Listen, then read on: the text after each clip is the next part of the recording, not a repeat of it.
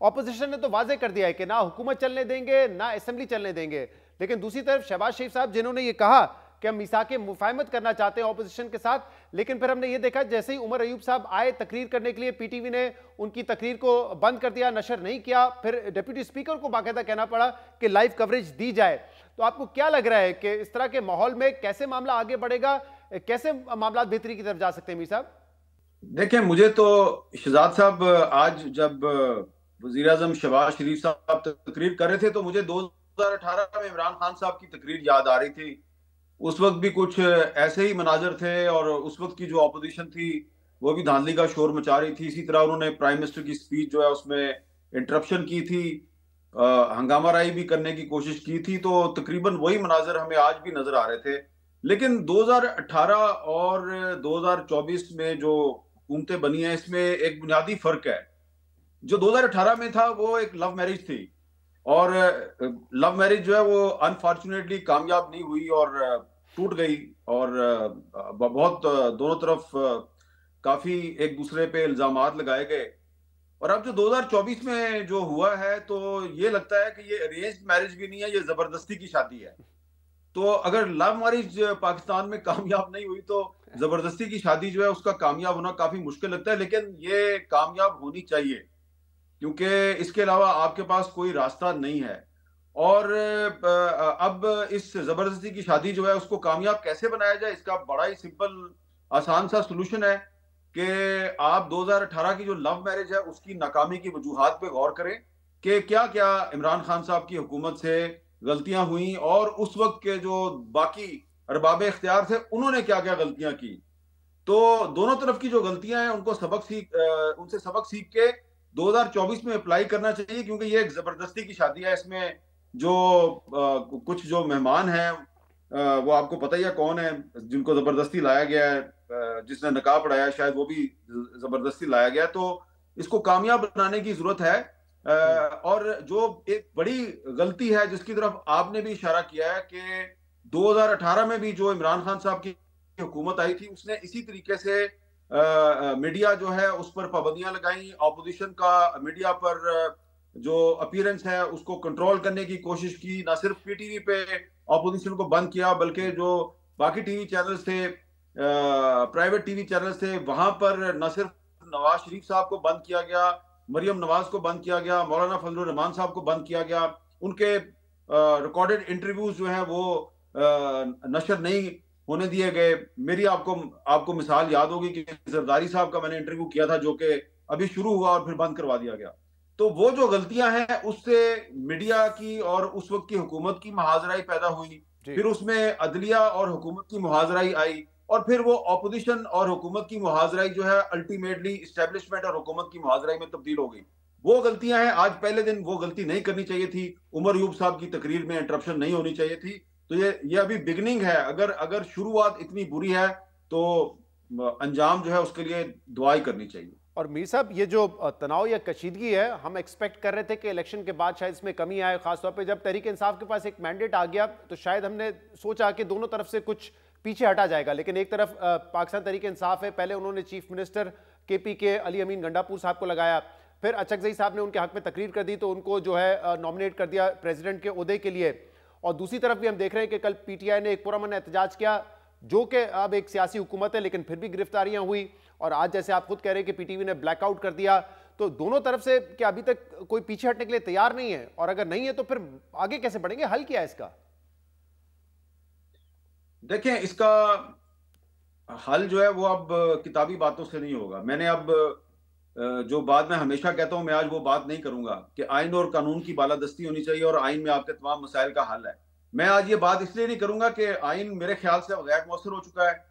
और ठीक है, एक और किताबी बात यह है कि जी एक कौमी मुफाहमत की जरूरत है जिसका जिक्र शहबाज शरीफ साहब ने भी किया।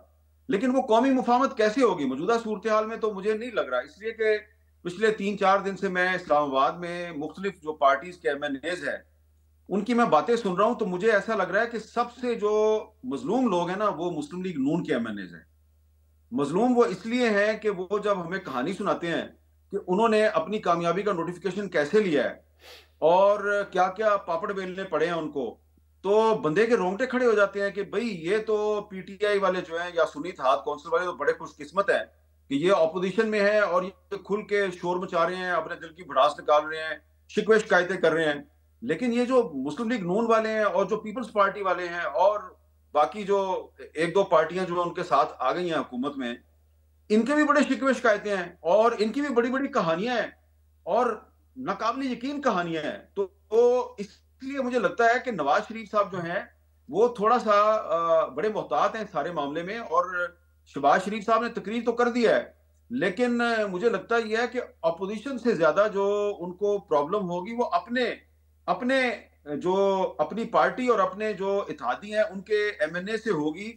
क्योंकि बहुत से ऐसे लोग हैं जो कह रहे हैं जनाब के हम जीत तो गए हैं लेकिन हमारे साथ ये ज्यादती हुई है। जो कुछ ऐसे भी हैं, आपको यहाँ पे नजर आ रहा है जोड़ तोड़ में, कुछ आपको ऐसे चेहरे भी नजर आ रहे हैं जो इलेक्शन हार गए हैं लेकिन जोड़ तोड़ में आपको बड़े एक्टिव नजर आ रहे हैं। वो क्यों आपको एक्टिव नजर आ रहे हैं, आप जरा गौर करें ना इस पे कि कुछ ऐसे चेहरे जो कि इलेक्शन हार गए हैं वो हुक्मरान जमातों की मीटिंग्स में आपको बड़े एक्टिव नजर आ रहे हैं, इसलिए कि वो भी ये चाहते हैं कि जो उनके साथ हुआ है उसकी भी इन्वेस्टिगेशन हो।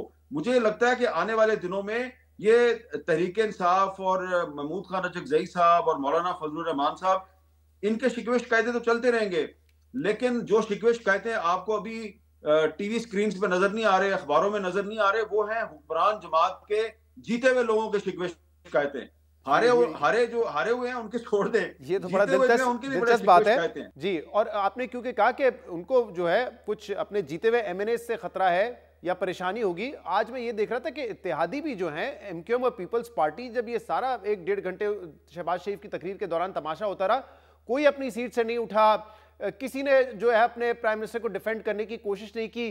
तो क्या ऐसा ही होगा, ये बैठे रहेंगे हुकूमती बेंचेस पे, लेकिन जहां पे हुकूमत की सपोर्ट करने की बात होगी, प्रोटेक्ट करने की बात होगी वजीर आजम को, तो वो नहीं करेंगे? यही सिलसिला आगे भी चलता रहेगा क्या? देखिए आज तो हमें यही नजर आ रहा था, लेकिन यहां पे मैं ये गुजारिश करूंगा कि पीपल्स पार्टी वाले जो हैं उन्होंने ये फैसला किया जी कि हम शहबाज शरीफ साहब को हम वोट तो दे देंगे क्योंकि उन्होंने जरदारी साहब के लिए भी सदारत का वोट लेना है, लेकिन हम काबीना में शामिल नहीं होंगे।